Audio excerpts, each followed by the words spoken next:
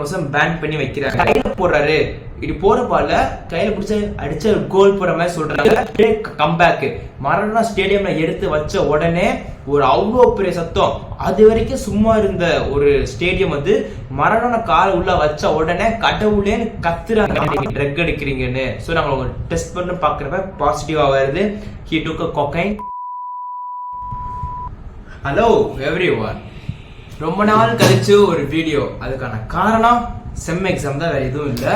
Sem exam போயிட்டு இருக்கப்ப என்னால் வீடியோ எடுக்க முடியல. ஸோ as I said, வாரம் வீட்டுக்கு வாரம் ஒரு வீடியோ வரும் சொன்ன மாதிரி சொல்லியிருந்தேன். அதுக்கு காப்பாற்ற முடியல. இதுவே இப்படி இருக்கிற செம் 3 செம் 4 செம் 5 முடியலப்பா சாமி. இதுக்கப்புறம் ஒரு வாபஸ் வாங்கிக்கலாம் நினைக்கிறேன். சொன்னதால நான் வாபஸ் வாங்கிக்கிறேன். ஃப்ரீயாக இருக்கப்பலாம் கண்டிப்பாக ஒரு வீடியோ என்னால் முடிஞ்ச வரைக்கும் நான் எந்த அளவுக்கு எஃபர்ட் பண்ணணும் அந்த அளவுக்கு கண்டிப்பாக ஒரு வீடியோ வந்துக்கிட்டே தான் இருக்கும். ஸோ வேறு ஒன்றும் என்ன சொல்ல. ஓகே, அது டாக் ஒரு லேட்டர். இன்னைக்கு நம்ம யாரை பற்றி பார்க்க போகிறோம், அதாவது எதை பற்றி நம்ம பேச போகிறோம் அப்படின்னா Maradona, Diego Maradona. Diego Maradona யாருன்னு தெரியாத சின்னதாக ஒரு எக்ஸாம்பிள் சொல்கிறேன். ஒரு ஃபுட்பால் லெஜண்ட், மிகப்பெரிய ஃபுட்பால் லெஜண்ட். அவர் வந்து அங்கே ஸ்டேடியமுக்குள்ளே இறங்குனாலே கடவுளே வந்து இறங்குற மாதிரி அப்படி ஒரு சவுண்ட் வரும். இப்போ நம்ம பேசணும் தோனி பற்றி இருக்கோம்ல, அது மாதிரி ஒரு கடவுள் ரேஞ்சுக்கு இருந்தவர் தான் இந்த டியாகோ மரடோனாங்கிறவர். அப்படிப்பட்ட மரடோனாவோட வாழ்க்கை எப்படி இருந்துச்சு, அதுக்கப்புறம் பிற்காலத்தில் ஒரு மிகப்பெரிய உச்சத்தில் இருந்தார். அதுக்கப்புறம் என்ன திடீர்னு சரிஞ்சு விழுந்துட்டாரு. திரும்பி அவர் ஒரு 2-3 வருஷம் பேன் பண்ணியிருந்தாங்க, ஃபுட்பாலே விளையாடக்கூடாதுன்னு பேன் பண்ணியிருந்தாங்க. அதுக்கப்புறம் ரிட்டையர்ட் ஆகிட்டார். ஒரு கட்டத்தில் ரிட்டையர்டுக்கு அப்புறம் அர்ஜென்டினா டீம் வந்து விளையாட தகுந்த ஒரு மாதிரி கஷ்டப்பட்டிருந்தப்ப இவர் வந்தால் தான் விளையாட முடியும்னு ஒரு மிகப்பெரிய கம்பேக்கு. ரிட்டையர்டான ஒருத்தரை ஒரு நாட்டுக்காக நீங்கள் திரும்பி விளையாட வாங்கன்னு சொல்லி அவர் உள்ளே வராரு. ஸ்டேடியம் ஃபுல்லாக அப்படி ஒரு சவுண்டு. ரிட்டையர்ட் சொன்னவர் எப்படா உள்ள வந்தாருன்னு அன்னைக்கு அவர் ஆடின ஆட்டம் ஹிஸ்டரியில வந்து யாரையும் மறக்க முடியாது. அப்படி ஒரு தீ மாதிரி விளையாண்டுருக்காரு. அப்படிப்பட்ட ஒரு மரடோனா வாழ்க்கை லேட்டரா ஒரு ட்ரக் அடிக்டா மாதிரி, ஒரு ரிலேஷன்ஷிப்ல ஒரு பிரச்சனை வந்து இன்னொரு ரிலேஷன்ஷிப்ல இருக்காருன்னு சொல்லி இன்னும் நிறைய ஒரு போதை பழக்கம் பேன் பண்ணி ஊசி எடுத்து நிறைய mess, the life full of mess தான். அடுத்து ஃபுல்லா இவரோட லைஃப் அப்புறம் எப்படி இருந்துச்சு, இவரே ஃபர்ஸ்ட் ஃபுட்பால் வந்தாருன்னு everything we are going to see about now. So first Maradona என்னைக்கு பிறந்தானா அக்டோபர் 13, 1960 அன்னைக்கு ஸ்லம் ஆஃப் வில்லா வியர்டோ போரின் ஏரிஸ். ஒழுங்காக வாசிக்க தெரியல, அந்த அர்ஜென்டினா பேசிக்கிறாங்க. அக்டோபர் பார்த்தீங்கன்னா ஒரு ஸ்லம்ல தான் பிறக்கிறாரு. ரொம்பவே ஒரு பிலோ மிடில் கிளாஸ், இல்லை பிலோ மிடில் கிளாஸில் ரொம்பவே ஒரு லோயர் மிடில் கிளாஸ், ரொம்ப போவராக தான் அவரோட வாழ்க்கையாக இருக்குது. இவர் தான் அவரோட மூத்த பையன். இவருக்கு அடுத்து ஒரு 2-3 பசங்கள்லாம் இருக்காங்க. ஸோ இவர் தான் அடுத்து வந்து ஒழுங்காக அப்பா போனக்கு அப்புறமா இவர் தான் அந்த ஃபேமிலியை ரன் பண்ணி ஒரு ரெஸ்பான்சிபிலிட்டி எடுக்க வேண்டிய ஒரு சைல்டாக இருக்கிறாரு. பார்த்தா ரொம்ப கஷ்டம். ஸ்கூல்ஸ் கூட அப்போ அனுப்ப முடியல. ஒரு நாளைக்கு ஒரு வேளை மட்டுமே சாப்பிட்ற மாதிரி. இவங்க அப்பா மட்டும்தான் சோல் பிரெட் ஏர்னர். அப்பா மட்டும் தான் வேலைக்கு போறாரு, வேற யாரையும் வேலைக்கு போகல. அந்த கட்டத்தில் ஒரு 4-5 பசங்க வேறு இருக்காங்க. ஸ்கூல்ஸு அதுன்னு செலவு, மெடிக்கல் எக்ஸ்பென்ஸ்னு ஏகப்பட்ட காம்ப்ளிகேஷன்ஸ்லாம் வருது. இதெல்லாம் தாண்டி எப்படி சமாளிக்கன்னு தெரியல. ஸோ அப்போ பார்த்தீங்கன்னா இவர் பார்ட் டைம் கிடைக்கிற வேலையெல்லாம் பண்ணிட்டு இருக்காரு சின்ன வயசுலேருந்து. அப்போ ஒரு 15 வயசு வரப்ப இவரோட ஸ்பிரிட் அங்கங்கேன்னு ஓல்டே துருத்துருன்னு இருக்காரு. இதை பார்த்துட்டு கோச் வந்து நீ வந்து ஃபுட்பால் டீம்ல ஜாயின் பண்ண சொன்னோன்னே ஒரு ப்ரொஃபஷனல் டெபியூட் அர்ஜென்டினா ஜூனியர் கிளப்ல போய் ஜாயின் பண்றாரு. ஜாயின் பண்ண உடனே ட்ரைனிங்லாம் போகுது. 15 வயசுல இருக்கும்போது நேஷனல் சென்சேஷன் ஆகிறாரு. ஒரு 15 பையன் நேஷனல் சென்சேஷன் ஆகிறது வந்து அதுவும் அந்த காலத்துல வந்து இம்பாசிபிள். அதே இவருக்கு வந்து ஒரு ஸ்பிரிட் இருக்கு, ஏதாச்சும் வாழ்க்கை சாதிக்கணும்னு இந்த மாதிரி இருக்கக்கூடாது, இதுதான் மேலே போகணும், நம்ம ஸ்கில்ஸை டெவலப் பண்ணிக்கணும்னு அவர்கிட்ட அந்த தேர்ஸ்ட் ஒரு ஸ்கில்ஸை டெவலப் பண்ணிக்கிற மைண்ட் செட் வந்து வேற மாதிரி அவர் ஆடிக்கிற சின்ன வயசுலயே ஒரு மிகப்பெரிய சாதனை பண்ணிட்டு இருக்காரு. அப்படி என்ன சாதனை பண்ணாரு, அந்த ஒரு ஜூனியர்ஸ் நேஷனல் ஒரு அர்ஜென்டினா கிளப்ல 66 மேட்ச்ல 116 கோல் அடிச்சிருக்காரு. இது ஒரு ஜூனியர் பையன் வந்து இவ்வளோ ஸ்கோர் பீட் பண்ணிட்டு ஒரு மிகப்பெரிய ஒரு விஷயமா தான் இன்னைக்கு எல்லாமே பார்த்துட்டு இருந்தாங்க. கண்டிப்பா இந்த பையன் ஒரு பெரிய ஆளா வருவான்னு அர்ஜென்டினாக்கு அந்த போக்கா ஜூனியர் ஒட்டுமொத்த கிளப்மே அவங்க நம்பிக்கை வச்சிருந்தாங்க. இதே எப்படி இருக்கப்ப ஒரு 1982 பார்சிலோனா மேட்ச்க்காக அவரை அனுப்புறாங்க. அங்க இருந்து தான் அவருக்கான உச்சமோட பேரும் வருது. ஒரு மிகப்பெரிய உச்சத்துக்கு போயிட்டு அந்த பார்சிலோனா மேட்சுக்கு அப்புறமா அவரோட இந்த ஆன் ஃபீல்ட்ல இருக்கப்ப பிரில்லியன்ஸ்னா ஃபுட்பால்ங்கிறப்ப நம்ம இது ஆன் த ஸ்பாட் டக்கு என்ன வருதோ, இப்போ நம்ம நினைப்போம் ஸ்ட்ரெயிட்டா போய் நம்ம ரைட் எடுத்துட்டு போய் கோல் போடலான்னு. ஆனா ஆப்போனன்ட் வந்து 2 பக்கம் வந்து 3 பேரா வரலாம், நம்ம எடுக்குமே ரைட் சைடு அவனும் வரலாம். ஸோ டக்குன்னு காலை பார்த்துட்டு ஏதாச்சும் கேப்ல போய் போறதான் பார்ப்பாங்க. அந்த மாதிரி ஒரு அக்யூரஸியா பிரில்லியண்டா அந்த பாலை டேக் ஓவர் பண்றதுல மருடா வச்சுக்க அந்த காலத்துல ஆளே இல்லை. நீங்க என்ன பீலே தான் அந்த காலத்துல லெஜெண்டா இருந்தாரு, அவர் ஆட்டத்துக்கு மருடா நிக்க முடியாது சொன்னாலுமே நீங்க மருடா மேட்சையும் பீலே மேட்சையும் பாருங்க.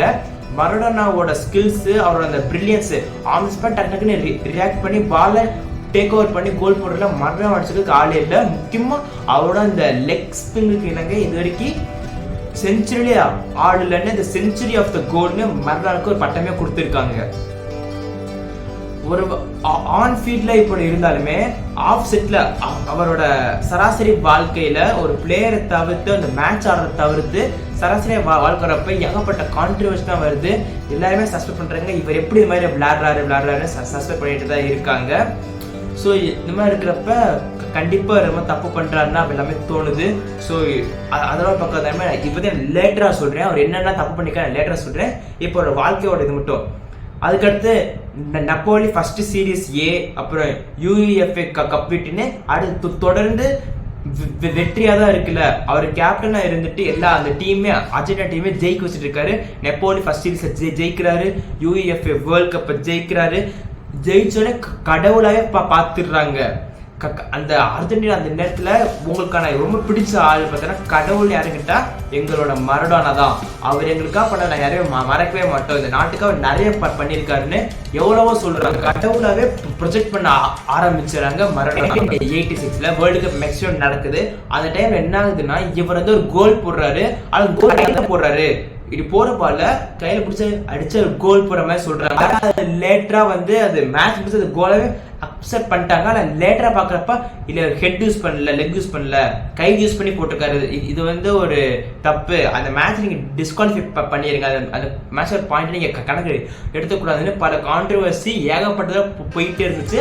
ஆனா ஒரு கட்டத்துல இவர் வந்து என்னன்னா அது வந்து ஹேண்ட் ஆஃப் காட் இல்ல கோல் ஆஃப் செஞ்சுரி. ஏன்னா இப்ப எல்லாமே கடவுள் சொல்ல மார்க் பண்ண ஆரம்பிச்சாங்க. பாத்தீங்களா உங்க கடவுள் வந்து கையால கோல் போட்டிருக்காரு, இதுதான் ஒரு கடவுளா, இது ஒரு நல்ல பிளேயருக்கு அழகான்னு.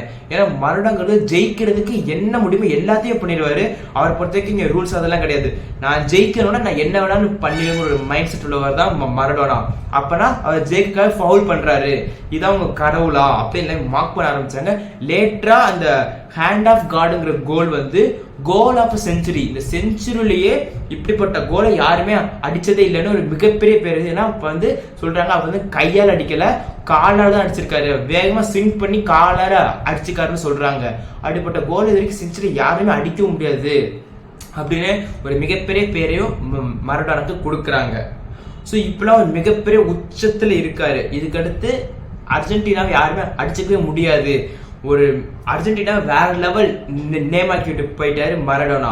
ஆனா இதுவே இந்த சமயத்துல இருக்கிறப்ப இன்னும் சில பிரச்சனையா அவர் நடக்கதான் செய்யுது. அது என்னன்னா ட்ரக் அடிக்ஷன். சாதாரண ட்ரக் அடிக்ஷன் இல்ல, ஒரு எப்பயுமே ஒரு ட்ரக்ல இருக்கிற மாதிரி. கரெக்டா அந்த பார்சிலோனா மேட்ச் அப்பதான் கான்ட்ரவர்சி ஸ்டார்ட் ஆகுது, அவரோட பிரில்லியன்ஸும் ஸ்டார்ட் ஆகுது. அப்ப என்ன கான்ட்ரவர்சினா ட்ரக் அடிக்கிறாரு, ஒரு கொக்கைன் ரொம்ப எடுத்துக்கிறாரு. அவரோட வந்து ஒரு மிகப்பெரிய கொக்கைன் நிறைய எடுத்துக்கிட்டே இருக்கப்பதான் அவருக்கு வந்து ரொம்ப ஹைப்பர் ஆக்டிவா இருக்காரு, அவர் நல்லா ஆடுறாரு. இது வந்து ஒரு தப்பான விஷயம். ஒரு ஸ்போர்ட்ஸ்ல மேட்ச் நடக்கிறப்ப எப்படி ஒருத்தவங்க ட்ரக் எடுக்க முடியும்னு கேட்டு பிரச்சனை பண்றாங்க. ஸோ 1991 அப்ப ட்ரக் பேன் பண்றாங்க. ஒரு 15 மாசம் பேன்ல இருக்காரு. ஏன்னா டெஸ்ட் எடுத்து பாக்குறாங்க. நீங்க சொல்றலாம் இப்படி அவங்க பிளேஸ் இந்த மாதிரி சொல்றாங்க நீங்க ட்ரக் எடுக்கிறீங்கன்னு. ஸோ நாங்கள் அவங்க டெஸ்ட் பண்ணி பார்க்குறப்ப பாசிட்டிவாக வருது. He took cocaine. அதுக்கப்புறமா இவர் வந்து பேன் பண்ணி வைக்கிறாங்க. அடுத்த 15 வருஷம் பேன் பண்ணதுக்கு அப்புறமா 1994 வேர்ல்டு கப் யூஎஸ் நடக்குது. மிகப்பெரிய கம்பேக். மரணா ஸ்டேடியம்ல எடுத்து வச்ச உடனே ஒரு அவ்வளோ பெரிய சத்தம். அது வரைக்கும் சும்மா இருந்த ஒரு ஸ்டேடியம் வந்து மரண கால உள்ள வச்ச உடனே கடவுளேன்னு கத்துறாங்க, அலறடிச்சுட்டு இதுக்கப்புறம் உங்களால் ஒண்ணுமே புடுங்க முடியாத எங்க கடவுள் வந்துட்டாடுறான்னு இதுக்கப்புறம் நீங்க ஆளேன்னு ஒரு மிகப்பெரிய கூஸ்பம்ஸோட மரணா ஸ்டேடியம்குள்ள என்ட்ரி ஆகுறாரு. ஒரு மிகப்பெரிய அன்னைக்கான மேட்ச் நடக்குது. அன்னைக்கு ஒரு மேட்ச்ல 15 மாசம் சரியான ட்ரைனிங், ஒரு 15 மாசம் சும்மா இல்லாம ட்ரைனிங் பண்ணி இன்னும் ஸ்கில்ஸை டெவலப் பண்ணி அதே சமயத்துல கொக்கைன் விட்டு எந்த விதமான ட்ரக்குமே எடுக்காம ஒரு ஃபுல் கண்ட்ரோல்டு மேனா வந்திருக்காரு. வந்த உடனே மிகப்பெரிய கம்பேக். எப்படி நம்ம விக்ரம் கமல்ஹாசனுக்கு வந்து மிகப்பெரிய ஒரு கம்பேக், அதே மாதிரி மரண ஹிஸ்டரியிலேயே இப்படிப்பட்ட கம்பேக் வேற யாருக்குமே நடந்திருக்காதுன்னு அப்பதான் நியூஸ் பேப்பர்ல எழுதிட்டு இருக்காங்க. இப்பெல்லாம் பண்ணிட்டு இருக்கப்போ மிகப்பெரிய கம்பேக் பண்ணக்கப்போ நல்லா தான் போகுது. அதாவது சமயத்துல இன்னும் கொஞ்சம் பேர்லாம் அடி வாங்குறாங்க, மேட்சை தோக்குறாங்க, கிராண்ட் செமிஃபைனல்ல போய் தோத்துட்டு திரும்பி வராங்க. அதுக்கப்புறமா என்னன்னா திருப்பி ஒரு மாதிரி சஸ்பெண்ட் பண்றாங்க. இவர் வந்து மறுபடியும் ட்ரக் எடுக்கிற மாதிரி தோணுதுன்னு டெஸ்ட் எடுத்து பார்த்தா அது கொக்கைன் எடுக்கல, இந்த வட்டம் வேற ஏதோ ட்ரக் எபிட்ரைன்ங்கிற ஒரு ட்ரக்கை எடுத்திருக்காரு. ஸோ திரும்பி இவரை வந்து நீக்கிடுறாங்க. இதுக்கப்புறமா வந்து வெயிட் இஷ்யூஸ், வந்து ரொம்ப வெயிட் போடுறாரு. அப்புறமா லிங்கரிங் எஃபெக்ட். ஏன்னா அந்த மாதிரி கொக்கைன் எடுத்ததுக்கு அப்புறம் காதுக்குள்ள வந்து சவுண்டு மீன் ஏதோ சவுண்டு வந்துகிட்டே இருக்கு. இவரால் ஒழுங்காவே பண்ண முடியல. இவர் வந்து மேட்ச் ஆட முடியாது, ரொம்ப டிஸ்டர்ப்டா இருக்காரு. வெயிட் கெயின் ஆயிடுச்சு. இதுக்கப்புறம் ஒழுங்கால விளையாட முடியாது. முன்ன மாதிரி இவரால் வந்து ரொம்ப ஸ்பீடெல்லாம் ஓட முடியாது, லெக் பிசிங் பண்ண முடியாது, பால் பாஸ் பண்ண டேக் ஓவர் பண்ணிருக்க அந்த ஆதிவெல்லாம் அந்த ப்ரீலியஸ்ல மொத்தம் போயிருச்சு. இவருக்கான டைம் முடிஞ்சிருச்சு, இவர் ரிட்டையர்ட் ஆக்கிருங்கன்னு 1997 இவர் வந்து ரிட்டையர்மெண்ட்டை எழுதி கொடுத்துடுறாரு. இவரோட வாழ்க்கையோட பாத்தீங்கன்னா, ஆனா இவரோட அந்த மேட்ச் டைம்லாம் பாத்தீங்கன்னா ரொம்ப குறுகிய காலம் தான். மொத்தமாவே 1960 பிறந்து 1997 ரிட்டையர்ட் ஆயிருந்தா மொத்தம் 37 வருஷம் இருந்திருக்காரு. 37 வருஷத்துலயே 1982 அப்பதான் ஃபர்ஸ்ட் மேட்ச் ஆடுறாருன்னா மொத்தமே இவர் ஃபீல்டில் இருந்த கணக்கு வந்து ஒரு 16 வருஷம் தான். இந்த 16 வருஷத்திலேயே 15 மாசங்கிறது பேன் பண்ணியிருந்தாங்க. இந்த வெறும் இந்த 16 வருஷம் ஒரு 15 மாசம் பேன்னா ஒரு வருஷம் போனா வெறும் 15 மந்த்ஸ். ஒரு 15 வருஷத்துல இவர் என்னென்ன சாதிச்சப்பான்னு நினைக்கிறீங்க? இவர் சாதிச்சதெல்லாம் பாத்தீங்கன்னா நீங்க மிரண்டுவீங்க. வெறும் இந்த 15 வருஷத்துல இவர் சாதிச்சது இவர் யாருமே சாதிக்கவே முடியாத அளவுக்கு ஏகப்பட்ட அச்சீவ்மெண்ட்ஸ் இவர் ஒரு ஆளா பண்ணிருக்காரு. அது என்னன்னா பாத்தீங்கன்னா ஃபர்ஸ்ட் இந்த ஜூனியர் மேட்ச் இருக்கிறப்ப 166 மேட்ச்ல 116 கோல் அடிச்சிருக்காரு. 1982 கோப்பாடாலே ஸ்பானிஷ் சூப்பர் கப், கோப்பாடாலே லிகாங்கிற ஒரு 3 விதமான கப்பை இவர் ஜெயிச்சிருக்காரு. நெப்போலியன் 1984 இவர் லீடர்ஷிப்பா இருந்து சீரியஸ் ஏ டைட்டில் வின்னர் 2 வாட்டி. 1987 1987 இவர் தான் டைட்டில் வின்னர். 1989 1990 டைட்டில் வின்னரும் இவர் தான். யூஎஃப்ஏ வேர்ல்ட் கப் 1989 இவர் ஜெயிச்சு கொடுத்திருக்காரு.